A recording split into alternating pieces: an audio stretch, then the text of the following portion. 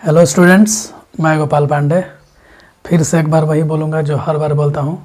आप सभी का मेरे चैनल पर वेलकम है। आज का वीडियो इंग्लिश मीडियम के लिए है और इंग्लिश मीडियम का ये 12वां लेक्चर है। और लास्ट लेक्चर में हम लोग कॉन्सेप्ट ऑफ बबल पॉइंट और ड्यू पॉइंट को देखे थे। तो देखो बच्चों, जितने लोग वीडियो देख रहे हो पूरा वीडियो अच्छे से देखो। थोड़ा सा लेट हो रहा है बट ये पूरे जेई को कवर करते हुए मैं चल रहा हूँ। तो जो भी बच्चे जेई के लिए भी प्रिपरेशन कर रहे हैं वो लोग सारे लोग वीडियो देखिए और बोर्ड वाले भी देखिए और उसको 2 बार 3 बार ज़रूर देखिए और 2 बार 3 बार देख करके उसको सीखने की कोशिश कीजिए। और बाकी जैसे ही क्लासेस खुलेंगी तो इसके लिए एक स्पेशल बैच अलग से होगा, उसमें प्रैक्टिस के लिए अलग से टाइम दिया जाएगा। ठीक है, तो पिछले क्लास में मैंने बता दिया था आप लोगों को कि बबल पॉइंट क्या होता है, ड्यू पॉइंट क्या होता है। तो बबल पॉइंट क्या होता था, तो वो पॉइंट जहाँ पे पहली बार कोई लिक्विड वेपर बनता है, मतलब ऐसा पॉइंट जिस पे first drop of liquid vaporise होता है। पहली बार वेपराइजेशन का जब काम शुरू होता है तो पहली बार कोई लिक्विड जब वेपर बनता है तो उस पॉइंट को बबल पॉइंट बोलते हैं। ठीक है, या फिर बोल सकते हो कि ये वो पहला पॉइंट है जिस पे पहला ड्रॉप वेपर का बनता है। तो पहला ड्रॉप लिक्विड का वेपराइज हो जाए या पहला ड्रॉप वेपर का बन जाए, या फिर ये भी आप बोल सकते हो उल्टे तरीके से सोच के कि वेपर का लास्ट ड्रॉप केवल बचा हुआ है। मतलब अब इसके बाद बबल पॉइंट के बाद सारा का सारा लिक्विड है। तो आपसे मैंने बताया भी था कि लिक्विड जो होता है मेजर होता है और वेपर जो होता है माइनर होता है। यानी बबल पॉइंट पे तो अभी एक सिंगल ड्रॉप लिक्विड ही वेपर बना होता है। तो सारा का सारा लिक्विड है, यानी हम बोल सकते हैं कि वो सारा का सारा वेपर जो है ना वो इस पॉइंट पे वो मतलब उसका लास्ट ड्रॉप वेपर का भी वो लिक्विड में कन्वर्ट होने वाला है। यानी इसके बाद याद रखना कि बबल पॉइंट के बाद सारा का सारा लिक्विड वेपराइज हो जाएगा।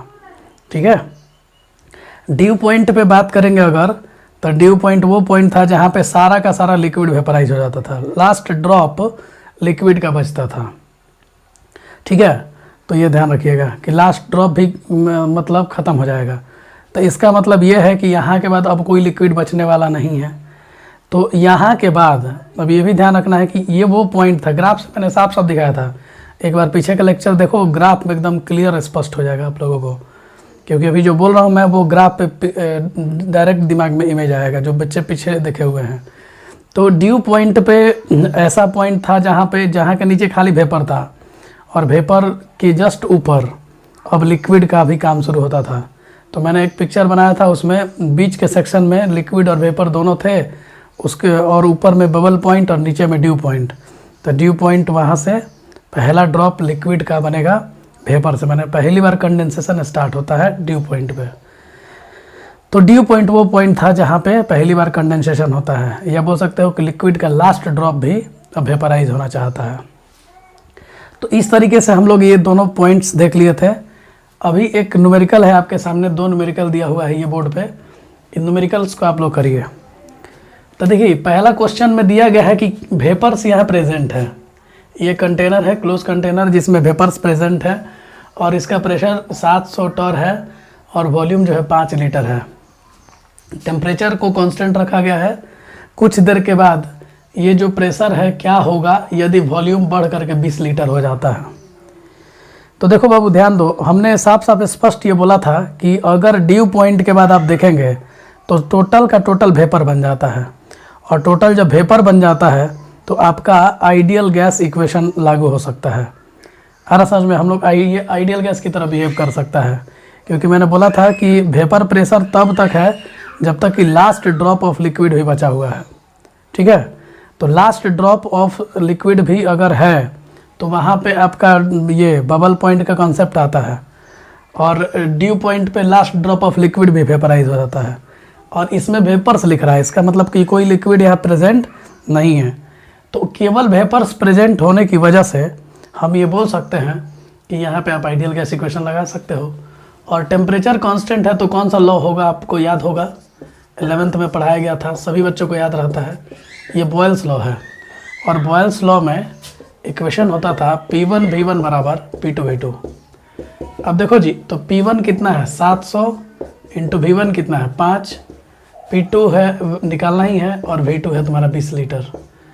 तो ये कटा दो, P2 बराबर क्या लिख सकते हो 700 × 5 अपॉन में 20, तो 5 चौके 20, ये 4 से कटेगा 2 बार में, ये 350, 175, 175 टॉर हो गया। इसका मतलब वॉल्यूम बढ़ा तो प्रेशर घटेगा। तो ये सिंपल सा क्वेश्चन था जो कि हम लोगों को करना था। यहाँ से हम इसलिए इस क्वेश्चन को कराए क्योंकि आपको ये ध्यान रखना होगा कि अगर न्यूमेरिकल में खाली वेपर्स दिया है, इसका मतलब आप आइडियल गैस इक्वेशन लगा करके पूरा आइडियल गैस की कहानी यहाँ पे लगा सकते हो। लेकिन अब देखो जैसे दूसरा क्वेश्चन है, दिमाग लगाना है। यहाँ पे लिक्विड है और इसका वेपर प्रेशर दिया हुआ है। तो आपको पता है बाबू कि लिक्विड अगर है और वेपर प्रेशर भी दिया है, इसका मतलब लिक्विड और वेपर इक्विलिब्रियम मेंटेन कर रहा है।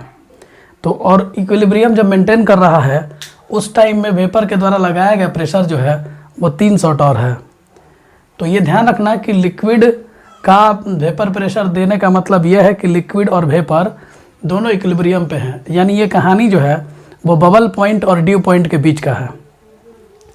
तो अच्छा एक बात बताओ, मैंने ये भी बोला था कि एक बार वेपर प्रेशर मेंटेन हो गया तो फिर वेपर प्रेशर चेंज नहीं होता है। कब तक नहीं चेंज होता है? जब तक कि लिक्विड का लास्ट ड्रॉप भी बचा रहता है, यानी ड्यू पॉइंट तक भी आपका ये मेंटेन रहता है वेपर प्रेशर।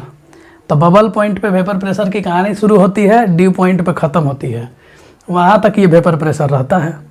जब लास्ट ड्रॉप भी ख़त्म तो फिर वो बन जाएगा वेपर। तो ये ध्यान रखना कि ये लिक्विड है और इसका वेपर प्रेशर 300 टॉर है। वॉल्यूम शुरू में 10 लीटर था, बाद में वॉल्यूम घट करके 5 लीटर हो गया। तो बताओ कि प्रेशर क्या होगा? तो सिंपल सा कॉन्सेप्ट है, कुछ दिमाग ही नहीं लगाना है। आप साफ साफ बोलेंगे कि अभी तो वॉल्यूम 5 लीटर बचा हुआ है, इसका लास्ट ड्रॉप भी अगर बचा रहेगा लिक्विड का ना, तब भी आपका वेपर प्रेशर चेंज होने वाला नहीं है। तो 5 लीटर की जगह 2 लीटर भी आ जाए, 1 लीटर भी आ जाए, 0.1 लीटर भी आ जाए, मतलब लास्ट सिंगल ड्रॉप जब तक ख़त्म नहीं होगा तब तक आपका वेपर प्रेशर चेंज नहीं होगा। ये तो बहुत ज़्यादा वॉल्यूम है। तो ये ध्यान रखना हमेशा कि यहाँ पे इसका बोलो तो प्रेशर का वैल्यू क्या हो जाएगा? तो प्रेशर का वैल्यू जो रहेगा वो 300 टॉर रहेगा, ठीक है। और ये ध्यान रखना कि vapour pressure does not change, लिख भी दे रहा हूँ मैं, vapour pressure does not change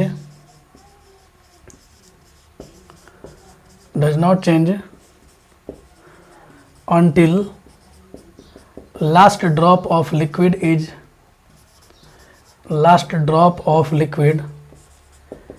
is present in the container। इस कंसेप्ट को दिमाग में रखना बाबू कि अगर एक भी ड्रॉप लिक्विड का बचा है ना तो फिर ये आपका वेपर प्रेशर मेंटेन रहेगा, और जैसे ही सारा का सारा ख़त्म होगा तब जाकर के ये वेपर प्रेशर पार्शियल प्रेशर में बदल जाएगा। नोट कर लीजिए, बहुत सिंपल क्वेश्चन था दोनों।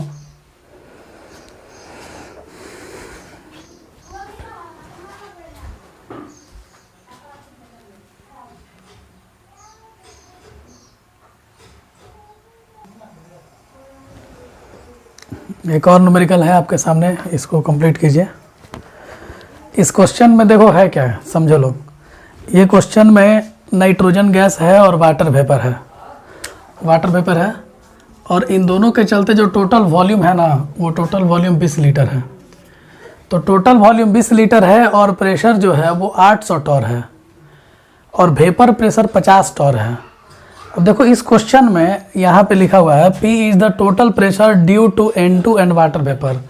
मतलब ये जो प्रेशर है ये दोनों की वजह से है, वाटर वेपर की वजह से भी है और नाइट्रोजन की वजह से भी है। तो अब इसको आप लोग करो, 2 मिनट का टाइम दे रहा हूँ मैं। तो यहाँ 2 गैसों की वजह से टोटल प्रेशर दिया हुआ है। तो कैसे दिमाग लगाओगे? आप लोग को प्रेशर निकालना है कि प्रेशर होगा क्या, मतलब जब वॉल्यूम 5 लीटर होगा तो प्रेशर क्या होगा, ये आप लोगों को पता लगाना है।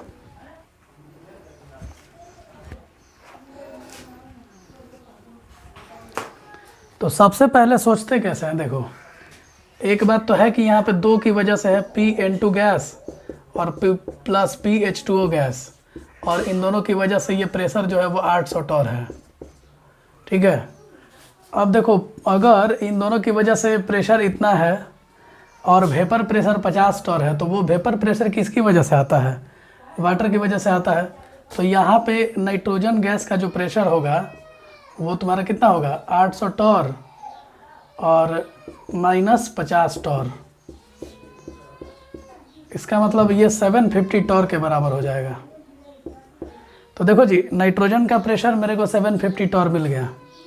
अच्छा एक बात बताओ आप लोग, अभी जस्ट मैंने कॉन्सेप्ट समझाया था कि अगर ये वाटर का वेपर प्रेशर आ गया तो आ गया, ये अभी चेंज होने वाला नहीं है, और वैसे भी अभी वॉल्यूम 5 लीटर है।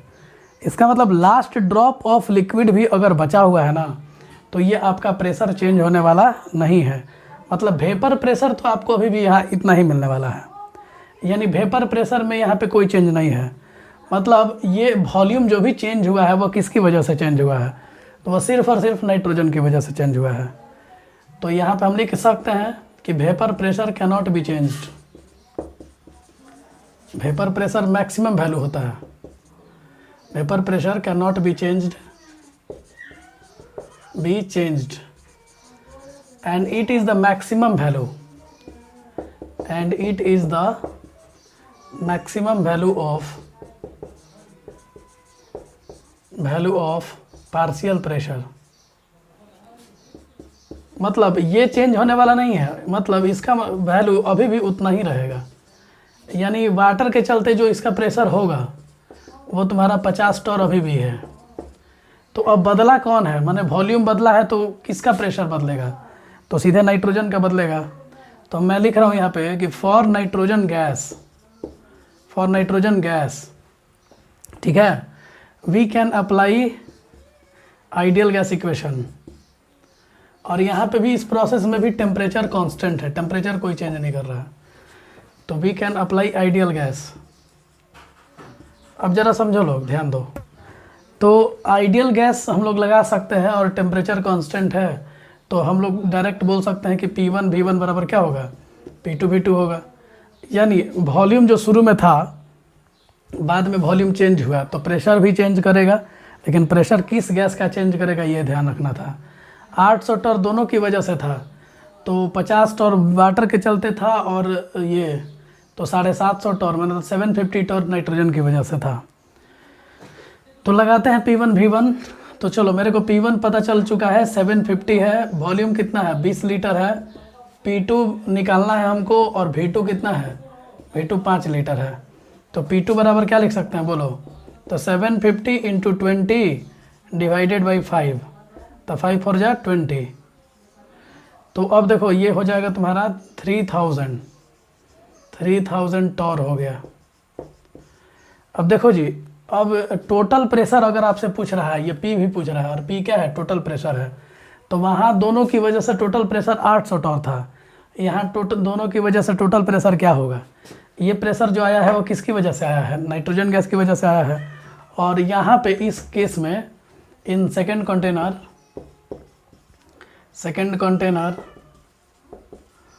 प्रेशर ऑफ H2O गैस ये होगा तुम्हारा 50 टॉर ही रहेगा। अब देखो ये 50 टॉर ही रहेगा, और ये तुम्हारा 3000 टॉर हो गया नाइट्रोजन के चलते। तो टोटल प्रेशर मतलब P क्या होगा? तो PN2 प्लस PH2O। अच्छा, PH2O तो चेंज होगा नहीं, क्योंकि भाई एक बार वेपर प्रेशर आ गया तो आ गया, वो कभी चेंज नहीं करता है, ठीक है ना। ये ध्यान रखना हमेशा कि vapour pressure is the maximum value of partial pressure. मतलब एक बार वेपर प्रेशर आ गया तो उससे ज़्यादा वैल्यू हो ही नहीं सकता है, माने वाटर का ये मैक्सिमम वैल्यू है, इससे ज़्यादा ये प्रेशर अपना चेंज नहीं कर सकता है। तो प्रेशर जो भी चेंज करेगा वो नाइट्रोजन गैस चेंज करेगा। तो चलो, तो इसका आया 3000 और इसका आया 50, तो टोटल मिला करके हो जाएगा 3050। तो इस तरीके से देख सकते हो कि टोटल प्रेशर में भी काफ़ी अच्छा खासा चेंज हो गया, ठीक है। नोट कीजिए। क्लियर हुआ ना कि एक बार और बोलूँ? तो एक बार और बोलता हूँ, ध्यान देना। सबसे पहले ये क्वेश्चन ने बोला था कि इसमें नाइट्रोजन गैस है और वाटर वेपर है, दोनों गैसेस है, दोनों की वजह से वॉल्यूम 20 लीटर है, प्रेशर जो है वो 800 टॉर है, ये दोनों की वजह से, ध्यान देना। और वेपर प्रेशर 50 टॉर है। तो आपको बाबू साहब सा पता है कि वाटर, ये वेपर प्रेशर का जो कॉन्सेप्ट आता है वो लिक्विड के चलते आता है, वाटर के चलते आता है। तो ये चूँकि दोनों फॉर्म में पाया जाता है, लिक्विड में भी और वेपर में भी, तो लिक्विड और वेपर जब इक्विलिब्रियम पे आए होंगे तब जा कर के वेपर प्रेशर आया होगा। अब बोल रहा है कि ये जब इसमें डाला गया, इस कंटेनर में दूसरे कंटेनर में आया, तो वॉल्यूम क्या हो चुका था, चेंज हो चुका था, और वॉल्यूम 20 लीटर से 5 लीटर हो चुका था। तो टोटल प्रेशर क्या होगा, तो अभी ये क्वेश्चन में नहीं था, तो ये क्वेश्चन में नहीं था, तो मैंने ये आपको समझाया कि वेपर प्रेशर जो आया वो वाटर की वजह से आया, और वेपर प्रेशर आ गया तो वो चेंज नहीं करेगा अंटिल कि लास्ट ड्रॉप ऑफ लिक्विड भी बचा हुआ है। तो ये तो 50 टर ही रहेगा। इसका मतलब ये जो P है, जैसे यहाँ पे लिखा भी है मैंने कि PN2 गैस प्लस PH2 बराबर 800 टर, माने टोटल जो प्रेशर है ना वो 800 टर, वो इन दोनों की वजह से है, और वाटर के चलते 50 है तो इसके चलते 750 टर होगा। अच्छा, यहाँ पे ये भी मैंने लिख दिया है कि vapour pressure can not change, मैं याद रखोगे ही कि 50 टर ही क्यों रहा वाटर वेपर का, तो बोलोगे क्योंकि ये कभी भी चेंज नहीं करता है। और फाइनली तुम नाइट्रोजन गैस पे अपना आराम से P1 V1 बराबर P2 V2 लगा सकते हो, क्योंकि ये गैस है और ये गैस का प्रेशर और वॉल्यूम एक दूसरे के चलते चेंज करेगा।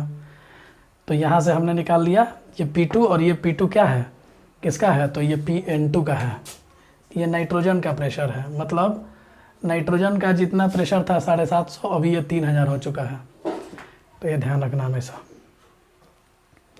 चलो, और टोटल प्रेशर मैंने P पूछ रहा था, P तो दोनों की वजह से ना पूछ रहा है जी, तो दोनों की वजह से N2 की वजह से भी ले लेंगे और H2 गैस के भी वजह से।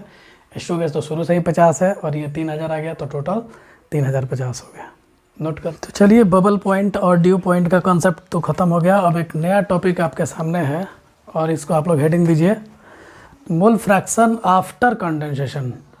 देखो जी, मोल फ्रैक्शन हमने लिक्विड फेज में देखा था, मोल फ्रैक्शन हमने वेपर फेज में देखा था। तो लिक्विड फेज में मोल फ्रैक्शन हमने XA लिया था, याद है ना, और B का लिया था XB। ठीक है, जब दो लिक्विड का हम लोग सोल्यूशन बना रहे थे तो XA और XB लिया था। वेपर फेज में हमने YA और YB लिया था। ठीक है, लेकिन आपको पता है, नहीं पता, पता तो नहीं ही होगा, यहाँ पे हम लोग कंडेंसेशन के बाद भी मोल फ्रैक्शन निकालते हैं। मतलब पहली बार लिक्विड वेपर बना और वेपर बनने के बाद कंडेंसेशन कराते हैं, तो कंडेंसेशन कराने के बाद भी मोल फ्रैक्शन चेंज होता है, और वो मोल फ्रैक्शन आज हम लोग देखने वाले हैं कि कंडेंसेशन के बाद मोल फ्रैक्शन क्या होगा। ठीक है,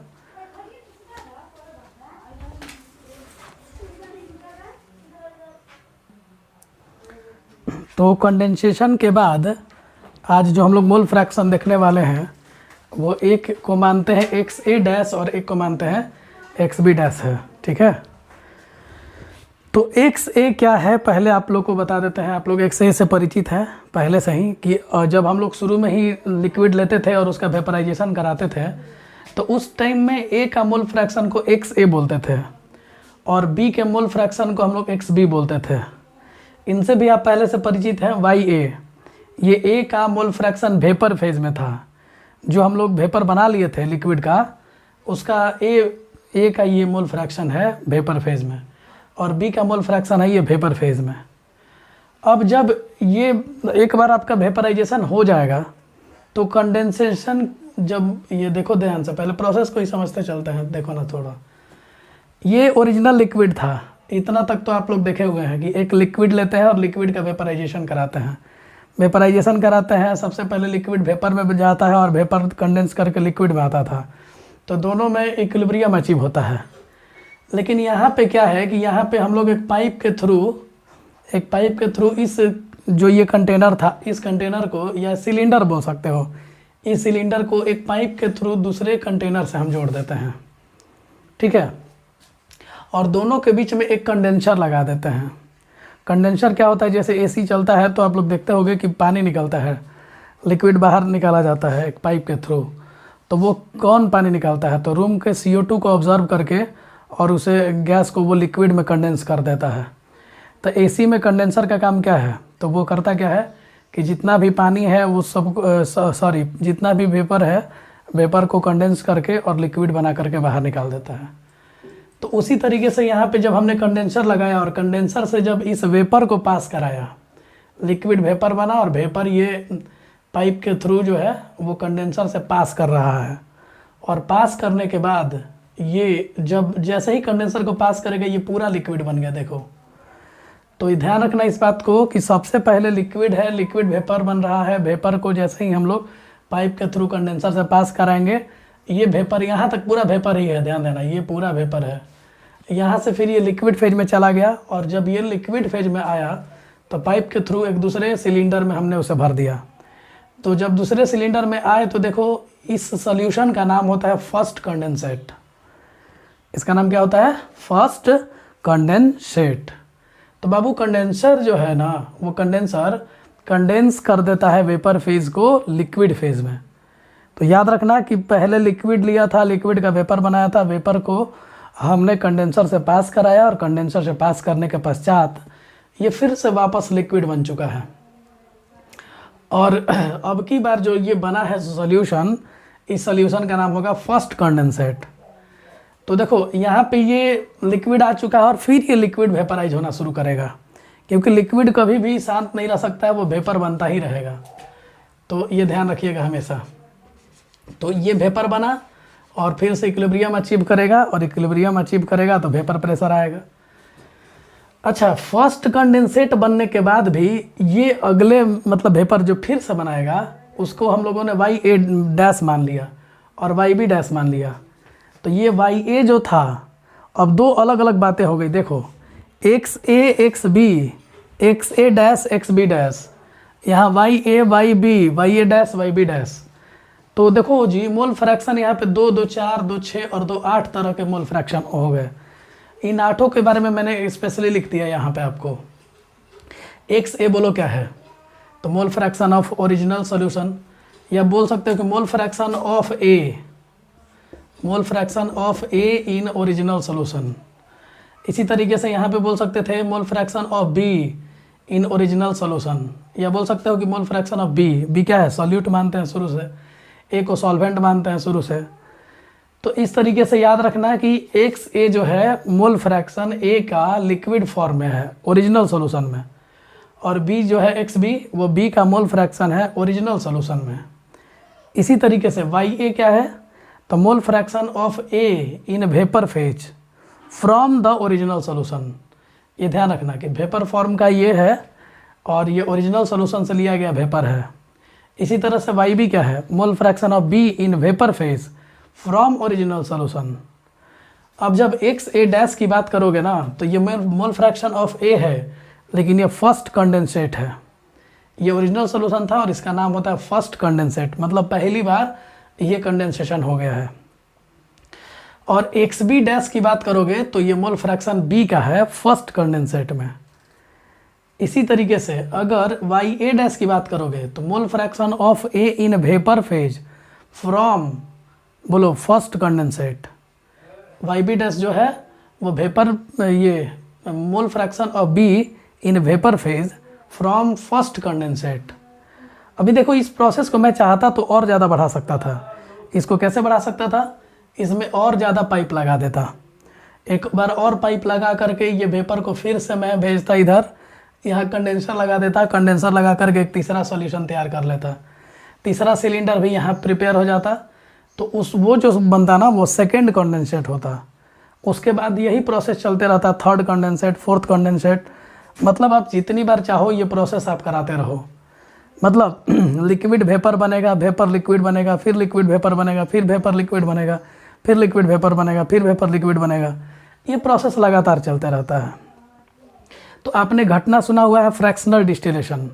तो फ्रैक्शनल डिस्टिलेशन में हम लोग इसी प्रोसेस का यूज करते हैं, ठीक है ना। फ्रैक्शनल डिस्टिलेशन में 5-6 सिलेंडर लगा रहता है, और 5-6 सिलेंडर लगा रहता है, उसमें से 2 लिक्विड अगर हैं तो जिनका वोलेटाइल नेचर ज़्यादा है वो जल्दी वेपर बन करके और कंडेंसर के थ्रू इधर आकर के लिक्विड बन जाते हैं, और जो दूसरा जिसका वेपराइज होने की टेंडेंसी कम है वो देर से वेपर बनता है और देर से कंडेंसर से होकर के इधर लिक्विड फॉर्म में आता है। तो फ्रैक्शनल डिस्टिलेशन एक बहुत इंपॉर्टेंट टॉपिक है, और वो आगे हम लोग पढ़ेंगे भी मेटलर्जी टॉपिक में। लेकिन आप यहाँ पे समझो कि फ्रैक्शनल डिस्टिलेशन जो होगा, फ्रैक्शनल डिस्टिलेशन की वजह से में 5-6 सिलेंडर लगेगा। अगर 2 लिक्विड मान लो ये A और B है, A ज़्यादा वेपराइज होने की टेंडेंसी है कि, तो A जल्दी वेपर बनाएगा, वेपर बना करके कंडेंसर से पास करेगा, और कंडेंसर से पास करने के बाद ये लिक्विड बनेगा, और लिक्विड बन गया जल्दी तो बी लेट से लिक्विड बना, तो जो लिक्विड बना है उसको चाहो तो इधर छेद करके किसी तरीके से इस कंटेनर से बाहर निकाल लो, ठीक है। तो फिर तुम्हारा ये मिल जाएगा जो जिस लिक्विड को तुम सेपरेट करना चाहते थे। तो दो लिक्विड के मिक्सचर को सेपरेट करने का ये सबसे अच्छा मेथड है फ्रैक्शनल डिस्टिलेशन, उसको मैं लिखवा भी दूंगा अभी। तो चलो अब इनके बीच में मेरे को रिलेशन लिखना है कि इसमें और इसमें क्या रिलेशन है, ठीक है, नोट करो।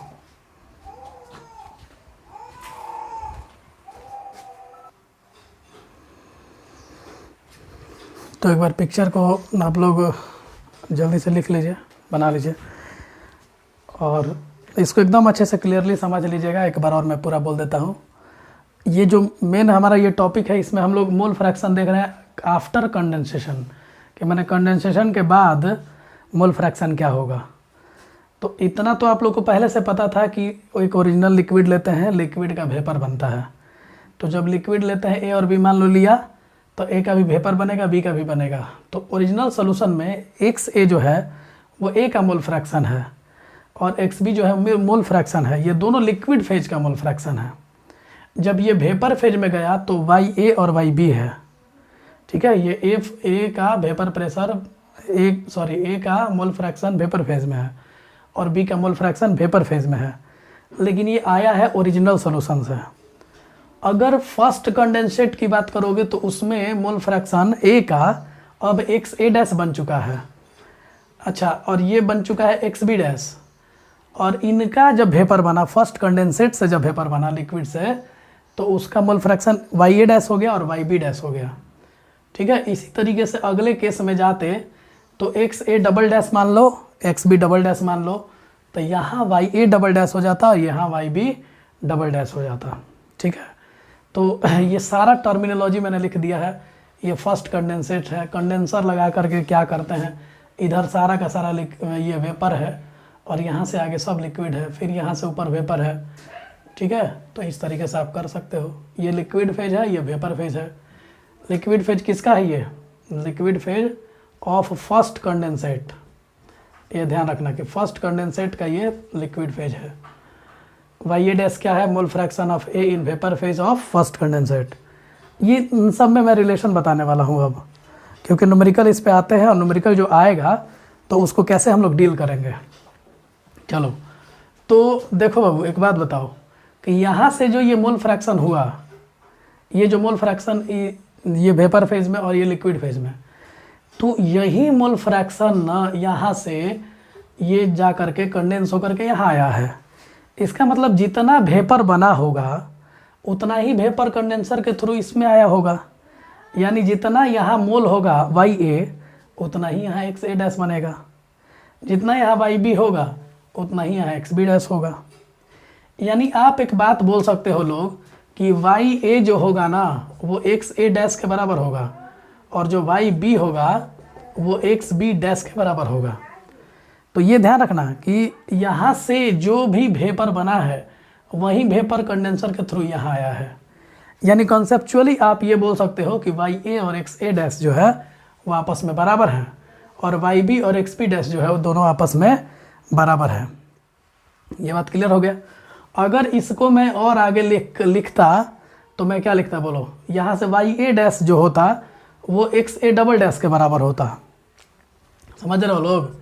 Y A dash X A double dash के बराबर हो जाता, और वाई बी डैश जो होता है वो एक्स बी डबल डैश के बराबर होता। ठीक है, तो ये सेकेंड कंडेंसेट में ये ऐसा होता, सेकेंड कंडेंसेट में, ये ध्यान रखना हमेशा। और इसी तरीके से आप आगे बढ़ाते जाओगे। वाई ए डबल डैश तो एक्स ए ट्रिपल डैश। समझ में आ रहा है जी? अगर यहाँ कुछ नहीं है तो यहाँ पावर 1 है, यहाँ कुछ नहीं है तो पावर 1 है, यहाँ 1 आया तो यहाँ 2 आएगा, यहाँ 1 आया तो यहाँ 2 आएगा, यहाँ 2 आएगा तो यहाँ 3 आ जाएगा, यहाँ 2 आएगा तो यहाँ 3 आ जाएगा, यहाँ 3 आएगा तो यहाँ 4 होगा, यहाँ 3 आएगा तो यहाँ 4 होगा।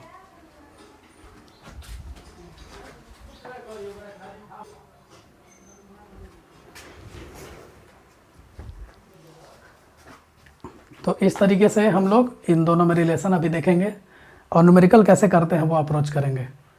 तो बच्चे एक बार दो बार इसको ज़रूर रिवाइज कीजिएगा, काफ़ी इम्पोर्टेंट कॉन्सेप्ट है ये।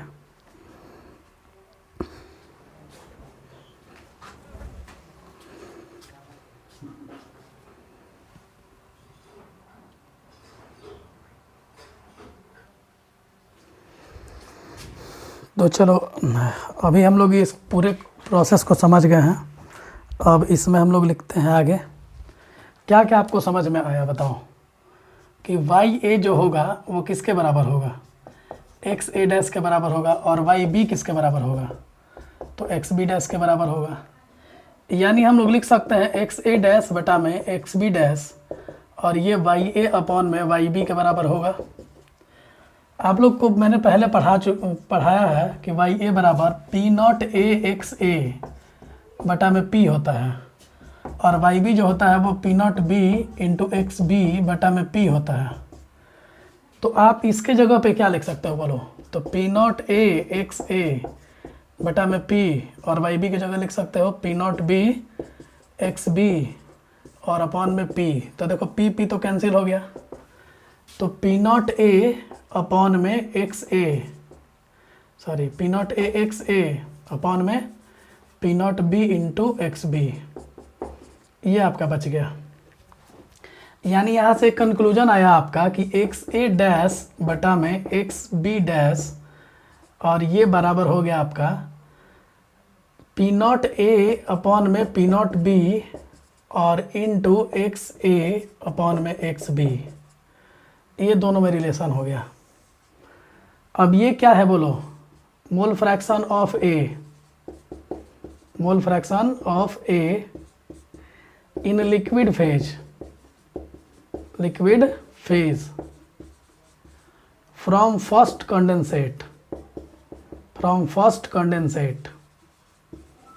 ध्यान रखना कि पहले कंडेंसेट से ये मोल फ्रैक्शन लिया गया है, और एक्स बी डैश के जगह सेम बी खाली कर दोगे, मोल fraction of be in liquid phase from first condensate. सब बात वही रहेगा बाबू, एक्स बी डैश में खाली बस एक जगह बी कर देना।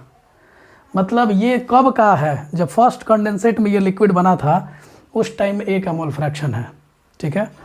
इसी तरीके से अगर तुमसे ये पूछा जाए कि एक्स ए क्या है बताओ, तो मोल फ्रैक्शन ऑफ ए है, मोल fraction of A in original solution,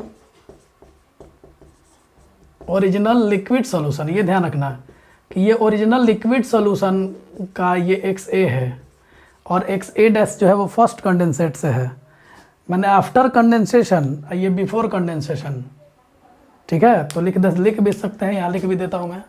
x A dash क्या है बोलो, तो ये आफ्टर कंडेंसेशन मोल फ्रैक्शन है, after condensation mole fraction of A है, ये मोल फ्रैक्शन ऑफ ए। और एक्स बी डैश ये एक्स ए है क्या, तो before condensation, before condensation mole fraction of A. तो इस तरीके से आप लोगों को बाबू याद रहेगा ये बात कि ए का मोल फ्रैक्शन बिफोर कंडेंसेशन क्या है और आफ्टर कंडेंसेशन क्या है। तो एक्स ए बिफोर कंडेंसेशन और एक्स ए डैश जो है वो आफ्टर कंडेंसेशन है, ठीक है। तो इन दोनों में रिलेशन। अच्छा P naught A P naught B तो आप लोगों को पता है बहुत पहले से। पी नॉट ए क्या है बताओ, तो vapour pressure of A in pure form, vapour pressure of A in pure form, और पी नॉट बी तो पता ही है आपको, पी नॉट बी है vapour pressure of be in pure form. तो इस तरीके से आपके सामने एक रिलेशन तैयार हुआ कि एक्स ए डैश क्या है, एक्स बी डैश क्या है, वाई ए क्या है, वाई बी क्या है, एक्स ए डैश क्या है, एक्स बी डैश क्या है, सब कुछ रिलेशन क्लियर हुआ आप लोग को। मतलब अगर आपको एक्स ए डैश बटा एक्स बी डैश निकालना है तो पी नॉट ए बटा पी नॉट बी भी पता होना चाहिए। मतलब सिंपल सा बात है यार, ये तो सिंपल बात है कि अगर यहाँ पे वेपर प्रेशर तो आएगा ही क्योंकि इक्विलिब्रियम तो अचीव हो रहा है, लिक्विड वेपर में बदल रहा है, वेपर लिक्विड में बदल रहा है, लिक्विड वेपर में बदल रहा है। तो जहाँ दोनों एक दूसरे में इंटरचेंज करेंगे तो वहाँ पे वेपर प्रेशर का कॉन्सेप्ट आएगा, क्योंकि ऐसा समय तो ज़रूर आएगा जब दोनों का रेट आपस में सेम हो जाए। तो तो ये ध्यान रखना कि प्योर फॉर्म का ये वेपर प्रेशर है ए का और प्योर फॉर्म का ये वेपर प्रेशर है बी का। तो इस तरीके से ये ध्यान याद रखो, एक्स डैश ए बटा एक्स डैश बी बराबर पी नॉट ए बटा P naught B into X A upon में एक्स बी। ये हमारा एक रिलेशन तैयार हुआ और ये दोनों में रिलेशन भी हो गया। अभी इस पे न्यूमेरिकल करते हैं, आप लोग नोट कीजिए इसको।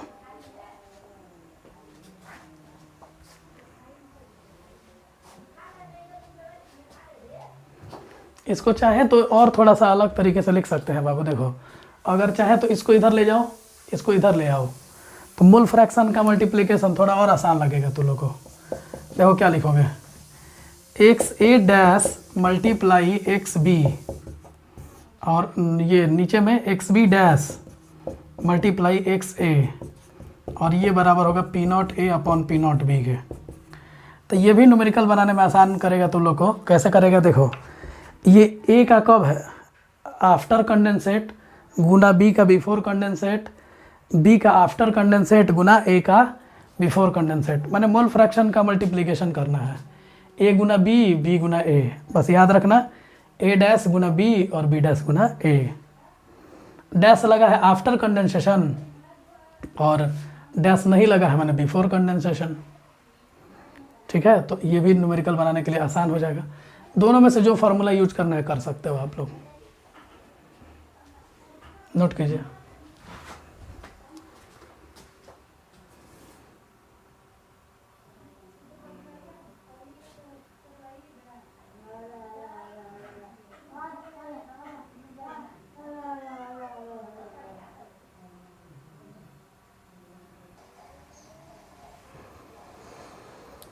तो एक न्यूमेरिकल कीजिए आप लोग।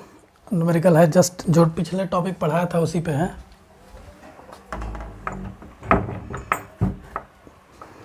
तो क्वेश्चन है कि एन ए दिया हुआ है और एन बी दिया है, मतलब ए का मोल दिया है और बी का मोल दिया है, पी नॉट ए भी दिया है और पी नॉट बी दे दिया है।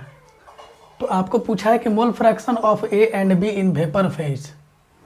ठीक है, तो जो भी मैंने जस्ट डायग्राम जो बनाया था उसमें ए और बी का वेपर फेज में क्या था, वाई ए और वाई बी था। तो वो वाई ए और वाई बी का मेरे को वैल्यू निकालना है। ठीक है, तो ये पहले क्लियर कर लीजिएगा बाबू कि क्या पूछ रहा है। तो पूछ रहा है मोल fraction of A and be in vapour phase of original solution. तो ओरिजिनल सोल्यूशन का वेपर फेज में पूछ रहा है, मतलब वाई ए वाई बी पूछ रहा है। अगर यही तुम नेक्स्ट क्वेश्चन में देखो तो फर्स्ट कंडेंसेट में कह रहा है, तो ये वाई ए डैश और वाई बी डैश है, क्योंकि ये भी वेपर फेज ही बोल रहा है। तो पिक्चर पिछला वाला एकदम दिमाग में क्लियर होना चाहिए, तब जाकर के क्वेश्चन आपका आसानी से बन जाएगा। तो इसमें पूछ रहा है Y A dash Y B dash और इसमें पूछ रहा है वाई ए वाई बी। तो कैसे करोगे बताओ। तो वाई ए बराबर क्या होता था याद है, P naught A X A upon में पी, और वाई बी होता था P naught B X B और बटा में पी, होता है ना जी। अब एक्स ए आप कैसे निकालोगे, तो एक्स ए बराबर पता है आपको कि एन ए बटा में N A plus N B होता है। तो 2 बटा में 2 प्लस 3 मतलब 2 बटा 5 हो गया। एक्स बी कैसे लिखते हो, तो एन बी बटा में N A plus N B, और ये हो जाएगा आपका 3 अपॉन में 2 प्लस 3, इट मीन्स 3/5। अब एक्स ए एक्स बी मिल चुका है, तो आप लोग इसका काम करो, Y A upon Y B कर दो। तो अगर Y A upon Y B करोगे तो ये दोनों पी कैंसिल होगा, P naught A X A upon P और divided P naught B X B upon में पी। तो पी तो कैंसिल हो गया, तो क्या बचेगा, P naught A X A upon में P naught B X B. तो देखो पी कैंसिल हो गया है। पी नॉट ए क्वेश्चन में दिया हुआ है 200, एक्स ए मैंने निकाल लिया है 2/5 अपॉन में 300 इंटू 3/5। ये 40 बार में कटेगा तो 40 टू 80 हो गया। ये 60 बार में तो 60 तो 180 हो जाएगा। 0 0 कैंसिल, ये 4 और ये 9, 4/9 आ गया। तो Y A by Y B बराबर 4/9। इसका मतलब आप मान सकते हो कि वाई ए 4 है और वाई बी जो है वो 9 है। तो बोलो अब यहाँ से आप क्या लिख सकते हो, तो वाई ए बराबर क्या लिख सकते हो जी बोलो। तो वाई ए बराबर 4 अपॉन 4 प्लस 9, इट मीन्स 4/13 और वाई बी बराबर क्या लिख सकते हो, तो 9/4 + 9, इट मीन्स 9/13। तो इस तरीके से आप इसको कैलकुलेट कर सकते हो कि अगर पहले आप वाई बी निकाल लो और वाई बी निकालने के बाद फिर आप आराम से इन दोनों को लेकर के वाई और वाई बी कैलकुलेट कर सकते हो। इसी तरीके से अगर जब आपसे फर्स्ट कंडेंसेट का कहानी पूछा, फर्स्ट कंडेंसेट का, तो यहाँ पे पिक्चर तो दिमाग में रखना ज़रूरी है एकदम। पिक्चर एक छोटे से में मैं बना दे रहा हूँ। देखो पिक्चर ऐसा ही था ना जी, यहाँ पे लिक्विड था और ये वेपर था, और ये वेपर जो था वो इधर से जा रहा था, यहाँ कंडेंसर लगा हुआ था, ठीक है, और ये कंडेंसर से फिर ये आया नीचे लिक्विड और ये फिर इधर चला गया, और ये हमारा फिर से एक और कंटेनर था। तो ये ध्यान रखना कि इसमें ये तुम्हारा वेपर फेज था, ये तुम्हारा क्या था, वेपर था, ये क्या था, लिक्विड था, ये लिक्विड था, और फिर ये यहाँ के बाद यहाँ तक तो ये सारा वेपर था, सारा वेपर था कंडेंसर लगाने के बाद। पिक्चर को दिमाग में रखना एकदम ज़रूरी है बाबू, ध्यान रखना इस बात को। तो इधर फिर ये सब लिक्विड बन गया, लिक्विड बन गया, लिक्विड बन गया, सारा लिक्विड बन गया, इधर ये सब लिक्विड बन गया। पिछले वाला पिक्चर देखो और क्लियर होगा। फिर यहाँ ये जो वेपर बना है ना, इसके बारे में बात कर रहा है। तो इसमें तुम्हारा क्या था, एक्स ए था और एक्स बी था, इसमें क्या था, वाई ए था और वाई बी था। यहाँ पे क्या था, एक्स ए डैश था और ये क्या था, एक्स बी डैश था, और यहाँ पे ये क्या था, वाई ए डैश था और वाई बी डैश था। तो देखो वाई ए बराबर पी नॉट एक्स है, वाई बी बराबर P naught B X B. तो इसी तरीके से तुम्हें लिखना है अगर वाई ए डैश, तो देखो ज़रा कैसे लिखोगे। अगर तुम्हें लिखना है वाई ए डैश तो लिखोगे क्या, बोलो, P naught A into X A dash, और वाई बी डैश बराबर क्या लिख सकते हो, P naught B into X B dash. ज़रा ध्यान देना इस बात को, कैसे दिमाग में रहेगा बाबू। तो देखो यहाँ पे पहले मैंने लिखा वाई ए बराबर P naught A X A, upon में पी भी रहेगा तो पी भी कर दीजिए। टोटल प्रेशर तो वैसे कैंसिल हो जा रहा है, तो ये कहाँ से लिया जा रहा है, तो वाई ए के साथ एक्स ए लिया गया है, तो वाई ए डैश के साथ क्या लिया जाना चाहिए, एक्स ए डैश लिया जाना चाहिए। तो चलो अब एक बात तो आपको पता है, पिछले केस से मैंने बता दिया था कि वाई ए जो है वो एक्स ए डैश के बराबर है। तो यहाँ से आप लिख सकते हो कि Y A dash is equal to X A dash, है ना, Y A is equal to X A dash, और ये इसका वैल्यू कितना है, 4/13 है, मतलब आपको एक्स ए डैश मिल गया, और Y B is equal to X B dash, और ये आपको मिल गया 9/13। तो देखो वाई ए और वाई बी के चलते तुम्हें एक्स ए डैश मिल गया और एक्स बी डैश मिल गया, ठीक है। अब तुम आराम से वाई ए डैश और वाई बी डैश निकाल सकते हो। तो बोलो वाई ए डैश अपॉन में वाई बी डैश और इज इक्वल टू क्या फार्मूला आया, तो P naught A into X A dash by P, और अपॉन में बोलो पी नॉट ये B X B dash upon में पी। तो पी और पी क्या हो गया, कैंसिल हो गया, तो ये बच गया तुम्हारा P naught A X A dash upon में P naught B X B dash. अब देखो ज़रा समझो, यहाँ से तुमको पी नॉट ए तो क्वेश्चन में ही दिया हुआ है, पी नॉट बी भी क्वेश्चन में दिया हुआ है, एक्स ए डैश हमने निकाल लिया है और एक्स बी डैश भी निकाल दिया है, क्योंकि वाई ए और एक्स ए डैश आपस में बराबर होते हैं। मैंने बताया था ना कि ये और ये दोनों आपस में क्या होंगे, बराबर, क्योंकि जितना ये वेपर बनेगा उतना ही ये लिक्विड आएगा। तो ये ध्यान रखना कि वाई ए और एक्स ए डैश बराबर और वाई बी और एक्स बी डैश बराबर। और यहीं पे मैंने बोला था कि Y A dash X A double dash के बराबर होगा और Y B dash X B double dash के बराबर होगा। तो इन बातों को आप ध्यान रखेंगे। ये हमारा मिल चुका है, इसको सॉल्व कर लीजिए, आंसर आएगा।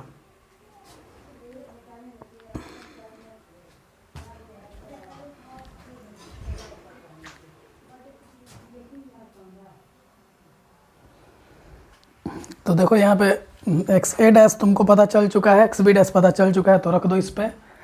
तो यहाँ से आप लिखोगे वाई ए डैश अपॉन में Y B dash equal to P naught A into X A dash upon में P naught B into X B dash. तो चलो बताओ, पी नॉट ए कितना है, 200 है, पी नॉट भी कितना है 300 है, इंटू एक्स ए डैश कितना आया था मेरा 4/13 आया था, 4/13, और ये कितना आया था 9/13। तो चलो कर लो इसको, 800/13 डिवाइडेड टू 700 13 कैंसिल, 800/2700, तो ये कैंसिल हो गया, तो 8/27 आ गया।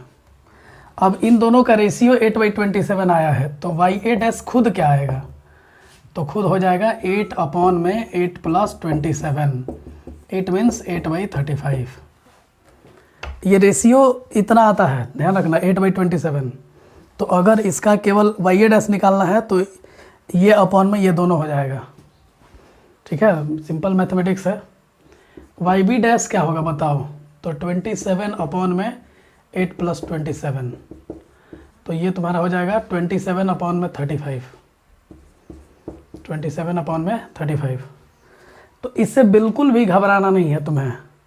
अगर इसी के जगह तुम्हें हम बोल दें कि सेकेंड कॉन्डेंसेट में निकालो, तो कैसे कैलकुलेट करोगे बताओ।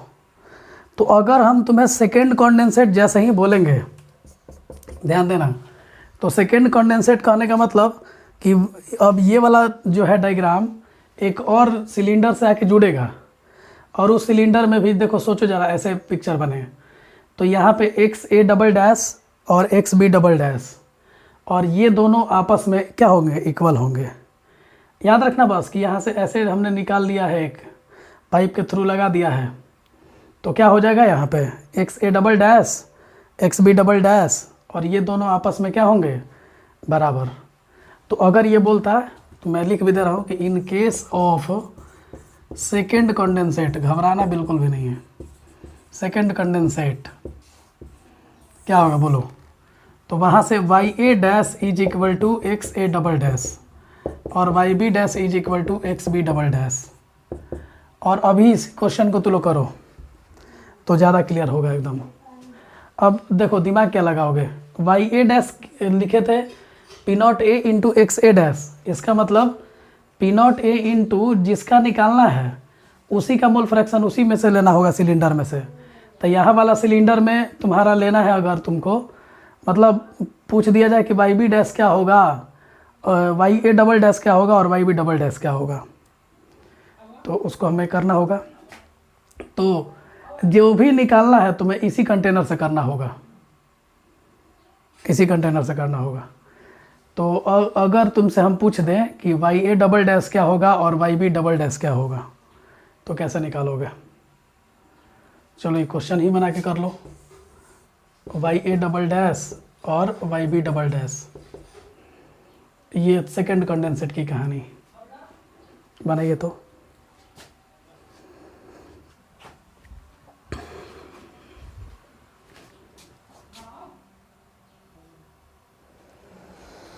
देखो जो पिछला क्वेश्चन था, पिछले क्वेश्चन से हम लोग लास्ट में मैंने क्वेश्चन दिया कि मोल फ्रैक्शन ए और बी का निकालो सेकेंड कॉन्डेंसेट में। तो मैंने सोचा कि इसको थोड़ा एकदम क्लियर कट ही समझा दूं, ताकि तुम्हारे मन में एक बार फिर से क्लियर कट कंसेप्ट आ जाए। तो देखो जी, सेकेंड कॉन्डेंसेट करने के पहले अब हम लोग पूरा एक बार शुरू से मैं बता देता हूँ। देखो जी, ये ओरिजिनल सोल्यूशन है, ओरिजिनल सोल्यूशन में ये लिक्विड था, लिक्विड से वेपर बना, वेपर कंडेंसर के थ्रू दूसरे इसमें आया, दूसरे कंटेनर में आया, और ये दूसरे कंटेनर का जो वेपर बना वो फिर कंडेंसर के थ्रू तीसरे कंटेनर में आया। 3 सिलेंडर यहाँ पे ऑलमोस्ट मान लो कि बने हुए हैं। तो इस लिक्विड का जो मोल फ्रैक्शन था वो XA था और B का जो था वो XB था। इसका वेपर जो बना उसका मोल फ्रैक्शन YA और YB था।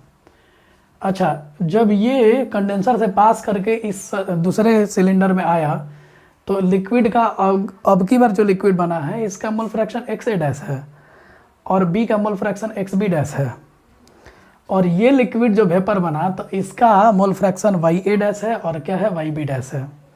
कोई दिक्कत नहीं है। देखो क्वेश्चन एकदम क्लियरली समझते जाना, क्योंकि ये थोड़ा सा रिलेटेड है एक दूसरे से, लिंक है इसमें, और ये कंप्लीट जेई है। तो जो बच्चे जेई का तैयारी कर रहे हैं वो स्पेशली ये वीडियो ज़रूर देखिए आप लोग। तो अब देखो YA डैश और YB डैश बन गया, फिर ये वेपर कंडेंस करके ये लिक्विड बना और यहाँ पे इसका mole fraction XA double dash हुआ और XB डबल डैश हुआ, ठीक है। तो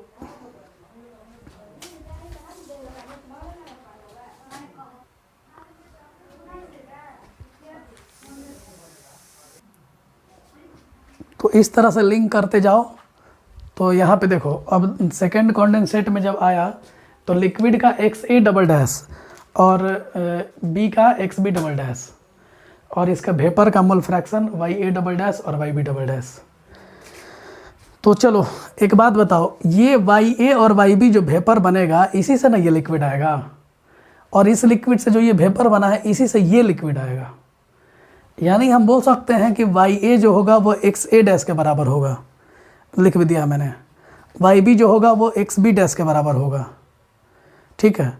फिर ये YA डैश जो होगा ना वो इसके बराबर होगा, मतलब पहले का वेपर दूसरे का लिक्विड, दूसरे का वेपर तीसरे का लिक्विड, तीसरे का वेपर चौथे का लिक्विड, इस तरह से प्रोसेस चलता है। तो देखो YA बराबर XA डैश, YB बराबर XB डैश, YA डैश बराबर XA डबल डैश होगा और YB डैश बराबर XB डबल डैश होगा, और ये हमने पिछले क्वेश्चन में निकाल लिया है। तो देख लेना कि YA डैश का वैल्यू 8/27 आया था और YB डैश का वैल्यू 27/35 आया था। तो YA डैश निकाला, YB डैश निकाला, वही XA डबल डैश का वैल्यू हो जाएगा। मतलब ये निकाल लो तो इसका वैल्यू निकल जाएगा, ये निकाल लो तो इसका वैल्यू निकल जाएगा।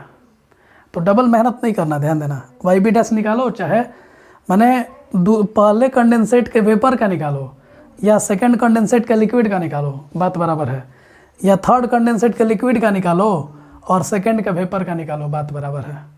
ये अगले के साथ लिंक है, माने डायगोनली जुड़ा हुआ है, याद रखना। देखो ये डायगोनली जुड़ा हुआ है, तो ये ध्यान रखना। मेरे से सेकंड कंडेंसेट का पूछा है, यहाँ रिलेशन भी मैंने लिख दिया, देखो ज़रा ध्यान दो। YA को कैसे लिखते हैं, YA बराबर P0A XA अपॉन में P होता है, और YB बराबर P0B XB अपॉन में P होता है। तो देखो ज़रा, जिसका निकाल रहे हो उसी का मोल फ्रैक्शन लिक्विड वाला लिया जाता है। तो YA निकाल रहे हो तो P0A XA बटा में P।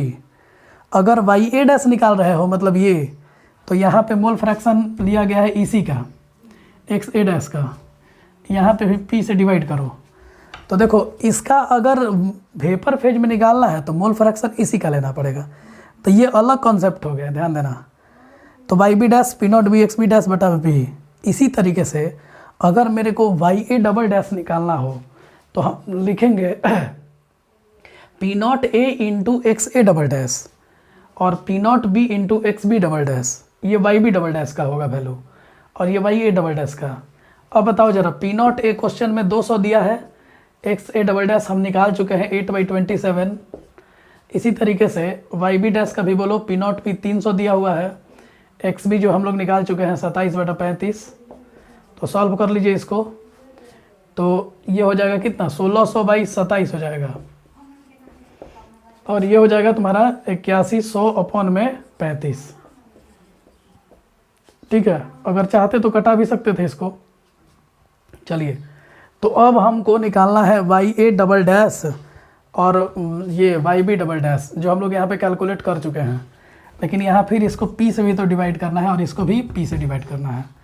तो P तो कैंसिल हो जाएगा अगर आप रेशियो ले लो, YA डबल डैश अपॉन में YB डबल डैश, और इन दोनों का रेशियो जो होगा 1600/27 और डिवाइडेड 8100 अपॉन में 35। तो ये आ जाएगा 1600 गुना 35 डिवाइडेड ये 8100 और गुना 27। तो चलो, तो 00 से 00 ये कैंसिल हो गया। अब इसको मल्टीप्लाई करो, 35 10 350 और 35 6 का 210, 350 210 कितना हो जाएगा, 550 560। कर लो एक बार मल्टीप्लाई, 2 मिनट का टाइम दे रहा हूँ मैं।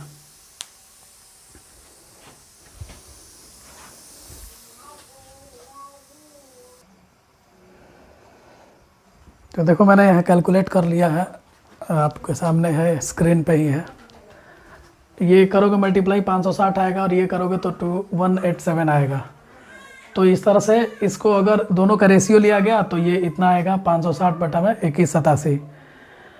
और वाई ए डबल डैश खाली अगर निकालना होगा तो इतना अपॉन में इतना प्लस इतना कर देंगे, और वाई बी डैश करना होगा तो इतना अपॉन में इन दोनों का सम कर देंगे। तो ये 2187 अपॉन में 2747, 560 अपॉन में 2747। तो मेन कॉन्सेप्ट क्या है ये ध्यान रखना। पी तो कैंसिल हो जा रहा है यहाँ पे, ध्यान देना। पी से डिवाइड करेंगे यहाँ पे सब जगह, ये पी से डिवाइड करना है, लेकिन पी तो कैंसिल हो जाएगा, तो पी से कोई मतलब ही नहीं है, इसीलिए मैं रेशियो ले रहा हूँ। ठीक है,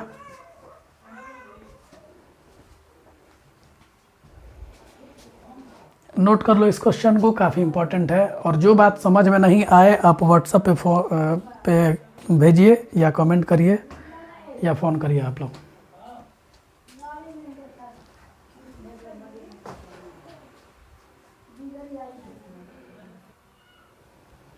तो इस तरीके से ये क्वेश्चन अगर आपको बोला जाए तो सेकेंड कंडेंसेट, थर्ड कंडेंसेट, कुछ भी बोले आप कोई टेंशन मत लीजिए। इसको एक बार दो बार ज़रूर देखिएगा ध्यान से, और कॉपी पे नोट कर लीजिएगा, और फिर आपको पूरा समझ में आएगा।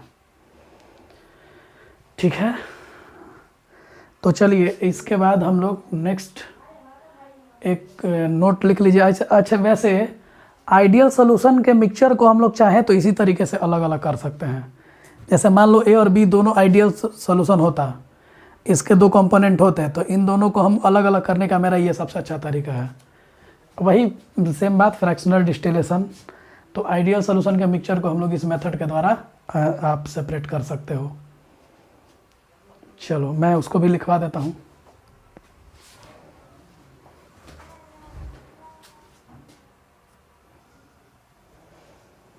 तो इन बातों को नोट कर लो, कुछ इंपॉर्टेंट पॉइंट्स है जो मैंने बोर्ड पे लिख दिया है। फ्रैक्शनल डिस्टिलेशन के बारे में मैं कब से बोल रहा हूँ और वो बात भी मैंने लिखा है।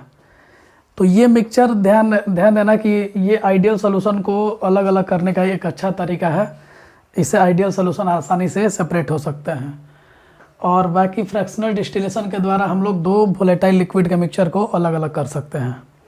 ठीक है, तो दो वोलेटाइल लिक्विड के मिक्सचर को अलग करने का ये अच्छा तरीका है। और वो वोलेटाइल ये जो दो वोलेटाइल कंपोनेंट होंगे तो एक कंपोनेंट जिसका वेपर ज़्यादा बनेगा उसका वेपर फेज ज़्यादा अमाउंट में रहेगा। मतलब वेपर फेज में पूछा जाए कि कौन ज़्यादा रिच है, तो बोलोगे कि जो ज़्यादा वोलेटाइल नेचर का है वो वेपर ज़्यादा बनाएगा, यानी वो वेपर के मामले में ज़्यादा रिच है। तो ध्यान देना कि अगर दो डिफरेंट वोलेटाइल नेचर वाले लिक्विड को सेपरेट करना है तो उसके लिए फ्रैक्शनल डिस्टिलेशन लिया जाता है। और फ्रैक्शनल डिस्टिलेशन का जो प्रोसेस है वो मैंने पूरा प्रोसेस से समझा दिया आप लोगों को कि फ्रैक्शनल डिस्टिलेशन हम किस तरीके से कर सकते हैं। ठीक है, इसको नोट कर लीजिए। नेक्स्ट क्लास में हम लोग देखेंगे ideal solution and non ideal solution. ठीक है, थैंक यू।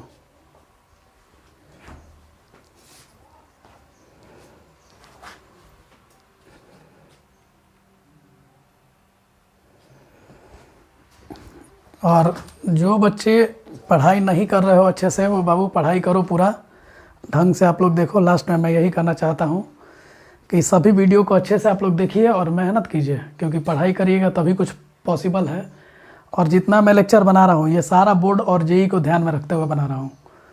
तो एकदम 100% भरोसा करके और आप पढ़ाई कीजिए और दोनों चीज़ें आपकी कवर हो जाएंगी। जेई में भी अच्छे क्वेश्चन बनेंगे आपसे और बोर्ड्स में भी अच्छे क्वेश्चन बनेंगे। एन अवस्थी की बुक आप उठाएंगे, लेवल 1 आपका वैसे ही बन जाएगा। और कोई भी बुक आप बना सकते हो, उसमें कोई दिक्कत नहीं है। तो आप लोग से यही उम्मीद है मेरा कि आप लोग अच्छे से पढ़ रहे होंगे। जो बच्चे नहीं पढ़ाई कर पा रहे हैं वो पढ़ाई कीजिए आप लोग। ठीक है, थैंक यू।